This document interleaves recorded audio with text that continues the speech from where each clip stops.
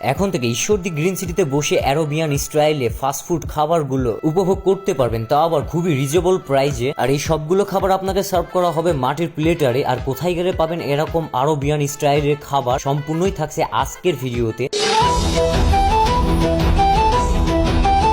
বাসার খাবার খাইতে খাইতে অনেক বোরিং হয়ে পড়ি, যার কারণে আমি চঞ্চলার জীবন প্ল্যান করি যে আজকে বাহিরের ফাস্টফুড খাবারগুলো ট্রাই করে দেখবো। যেই কথা সেই কাজ, আমরা 3 বন্ধু মিলে সোজা রওনা দিই গ্রিন সিটির উদ্দেশ্যে। মূলত আজকে আমরা যাবো Arabian food and restaurant biryani হাউসে। আর এই রেস্টুরেন্টের লোকেশন হলো নতুন হাট মোড়ে এসে অপোজিট সাইডে তাকালেই দেখতে পাবেন Arabian food and restaurant biryani house. রেস্টুরেন্টের সামনে আসার পর দেখতে পাই ভাইয়া আমাদেরকে রিসিভ করার জন্য দাঁড়িয়ে আছে। দেন ভাইয়ার সাথে সোজা চলে যায় রেস্টুরেন্টের ভেতরে গিয়ে ভাইয়াদের সাথে একটু ভালোবাসা আদান প্রদান করে নি। ভালোবাসা আদান প্রদান করা শেষ করে ভাই আমাদেরকে রেস্টুরেন্টে ঘুরে ঘুরে দেখাইতেছিল যে কোথায় কি কি আছে। সব থেকে বেশি আকর্ষণীয় লাগছে আমার এই জায়গাটা, কারণ এখানে বসে আপনি অ্যারোবিয়ান স্টাইলে খাবারগুলো উপভোগ করতে পারবেন, তাও আবার সম্পূর্ণ মাটির প্লেটারে। শুধু তাই না, ইনডোরের থেকে আউটডোরে আপনি উপভোগ করতে পারবেন বাগান বাড়ি। তবে এই বাগান বাড়িটা এখনো সম্পূর্ণভাবে কমপ্লিট হয় নাই, এখনো কার্যকারিতা চালু আছে। এই রেস্টুরেন্টটা নতুন হিসাবে কিন্তু প্রচুর পরিমাণের ক্রাউড ছিল, অনেক ভিড় ছিল এই রেস্টুরেন্টে। এই রেস্টুরেন্টে বাংলা খাবার, চাইনিজ খাবার, এমনকি ফাস্টফুড খাবার তাও আবার পেয়ে যাবেন খুবই রিজনেবল প্রাইজে। আমার কাছে সব থেকে বেশি আকর্ষণীয় লেগেছে তাদের খাবার সার্ভ করার বিষয়টা, কারণ তারা যে খাবারে দিচ্ছিল সবকিছুই কিন্তু মাটির প্লেটারে। আমরা মোটে 3টা কম্বো প্যাকেজ নিই। প্রথম কম্বো প্যাকেজের প্রাইস ছিল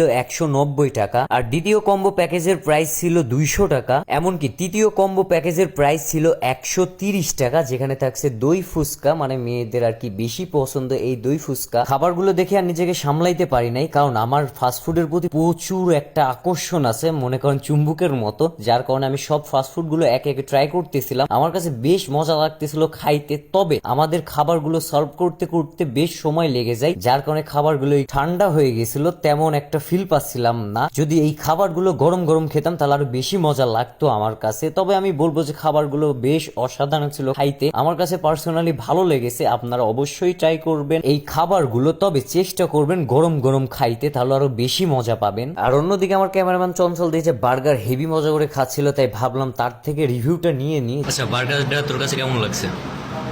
ভালো। সিরিয়াসলি ভিডিও করছি এই জন্য ভালো বলছি না এমনি? এমনি বলবো না। আচ্ছা ঠিক আছে।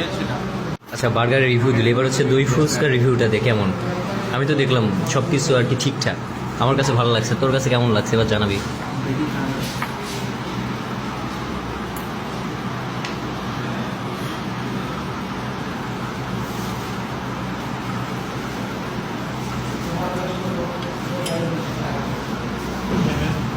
কেমন খাইতে দই ফুচকা? ভালো, ফিলিপেরটা ভালো।